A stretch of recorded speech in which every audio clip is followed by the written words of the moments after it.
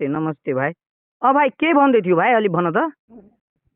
त्यो हाम्रो गाउँमा के यता अलि फर्जी कागजहरू बनाएको रहेछ के राष्ट्रिय स्वतन्त्र पार्टीको। कुन गाउँमा? यो लरहामा। कति नम्बर पर्छ त्यो? कुन 2 गाउँपालिका? नम्बरमा, भगवानपुर गाउँपालिका 2 नम्बर वार्डमा। होइन त भगवानपुर 2 मा त के फर्जी बनेको छ? त्यो 5 नम्बरको के अरे वडा समिति गठन गरेको थियो। त्यो पेपर नबुझाएर अर्कै पेपर बुझाइदिया रहेछ कि त्यसले। अनि त्यसको सबै प्रमाण भेटियो। कस्तो खालको? यस्तो के जस्तो कि समिति गठन भएको रहेछ होइन। कति नम्बरमा? 5 नम्बरमा समिति गठन भएको रहेछ वैशाख 27 गते। अनि त्यसलाई चाहिँ त्यतिखेर भने ल ठिक छ यही सचिव यही सबै थोक भयो भनेर अनि फेरि लुकेर फर्जी कागज बनाएको रहेछ भनेपछि त्यो जेठ 7 गते वैशाख बसालेर त्यतिकै लुकी चोरी गरेर होइन। कसले? त्यो विनोद यादवले। ए हजुर भन्नुहोस् त अझै। अनि त्यसले गरे रहेछ। अनि गर्दाखेरि अब हामीले चाहिँ अस्ति थाहा पाउँदाखेरि चाहिँ त्यो के अरे जिल्ला जाँदाखेरि अनि त्यसले भन्छ कि अर्को लिस्ट गएको रहेछ। अनि पहिलाको जुन समिति बसाएर चाहिँ त्यसको एउटा पनि नाम छैन थियो त्यसमा। अनि हामी सोच्यो यो कहाँको लिस्ट आयो? घटना वार्ड नम्बर 5 को हो कि 2 को हो?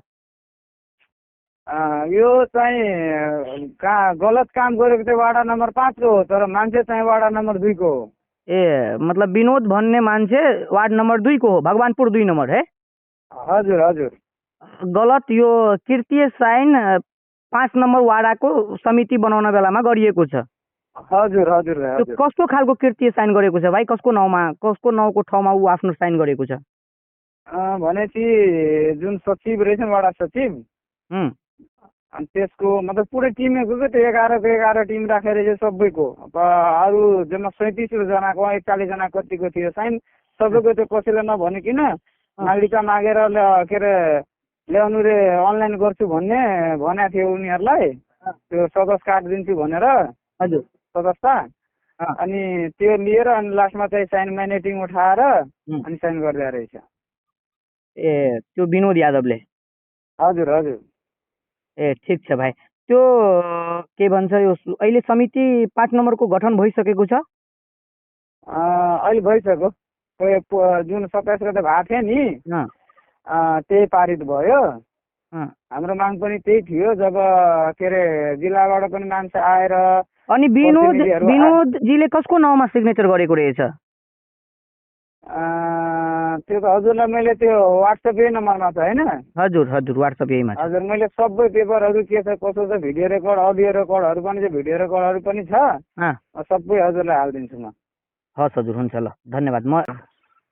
म रौनक यादव बोल्दैछु हजुर आर्यनसी खबरबाट। चिन्नुभयो?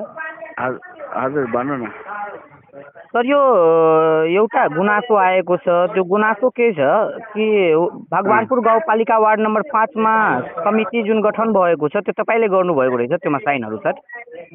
कुन वार्डमा भन्नुभएको? भगवानपुर गाउँपालिका वार्ड नम्बर 3 होइन 5।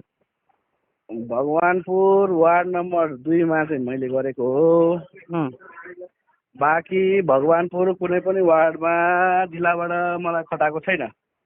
ए खटाएको छैन होइन। अनि तपाईँकै नाउँमा एउटा पत्र हामीले प्राप्त गरेका छौँ। त्यो पत्रमा तपाईँको सिग्नेचर छ वार्ड नम्बर 5 मा। त्यो फेरि कसले गर्यो? अनि कृतीय साइन भयो त त्यो फेरि तपाईँले गर्नुभएको रहेछ? त्यहाँबाट यो विषयमा गुनासो आएको थियो।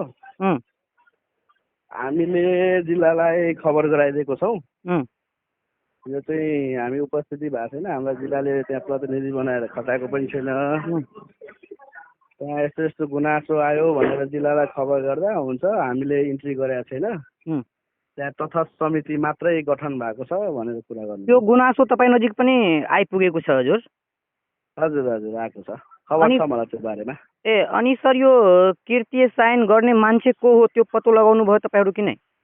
त्यो पत्तो लगाएको छैन। त्यो पत्ता लगाउनु भनेर हामीले जिल्लालाई मौखिक लिखित दुइटै खबर गरिसकेका छौँ।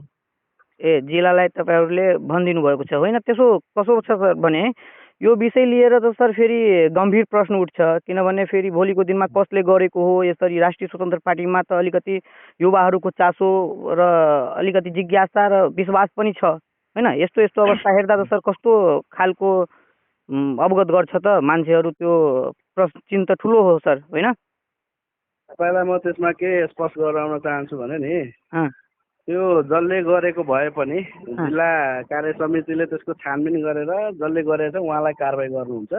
ए त्यसमा चाहिँ ढुक्क हुनु। अनि अब अहिले अहिले चाहिँ जिल्ला हजुर होइन, यो विनोद नौ भनेर हामी नजिक गुनासो आएको छ, त्यो के हो, त्यो वास्तविकता त्यो को हो? त्यो राष्ट्रिय स्वतन्त्र पार्टीको ठ्याक्कै कसले के गरेको थाहा भएन। हुन चाहिँ राष्ट्रिय स्वतन्त्र पार्टीको सदस्य हुनुहुन्छ उहाँ पनि।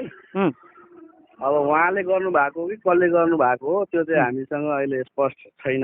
गुनासो गर्ने व्यक्तिले नि सर विनोदले कृत्य साइन गरेर तपाईँको अनिल सिंहज्यूको नाउँमा सिग्नेचर गरेको छ भनेर हामी नजिक खबर गर्नुभयो। हुन त हिजो नै कल गर्नुभएको थियो उहाँहरू, अलि म कार्य व्यस्तताको कारणले तपाईँसँग सम्पर्क गर्न सकेको थिइनँ। अब त्यो विषयमा चाहिँ अब जिल्लाले खोजबिन गर्छ, छानबिन गर्नुहुन्छ। छानबिन गरिसकेपछि अब को रहेछ दोषी, दोषी जो भयो भने कारबाही हुन्छ। अनि अहिले सर यो 5 नम्बरको जुन समिति गठन भएको छ, वाडा समिति, त्यसलाई मानिएको छ कि छैन? छैन, त्यो अहिले तथा समिति मात्रै गठन भएको छ, अधिवेशन गराएको छैन। ए अहिले जबसम्म त्यसको छानबिन हुँदैन को गरेको छ कृत्य साइन, तबसम्म यो सबै थोक समिति बन्दैन है? त्यो जिल्लाले गर्ने काम हो, हामीले गर्ने काम पनि होइन। जिल्लाले अब कुन के अनुसार सर्कुलर गर्छ त्यहाँनिर त्यही अनुसार हुन्छ। ए हस् सर, हस्, धन्यवाद। तपाईँ एउटा काम गरिदिनु न सर, अलि तपाईँ के छ यो जिल्ला समितिको अध्यक्षज्यूको अलिकति नम्बर मेरोमा SMS पठाउन सक्नुहुन्छ सर? हुन्छ सर, हुन्छ। म अलि मिटिङमा छु, म पठाइदिइहाल्छु तपाईँलाई। ल ल ल ल सर, धन्यवाद।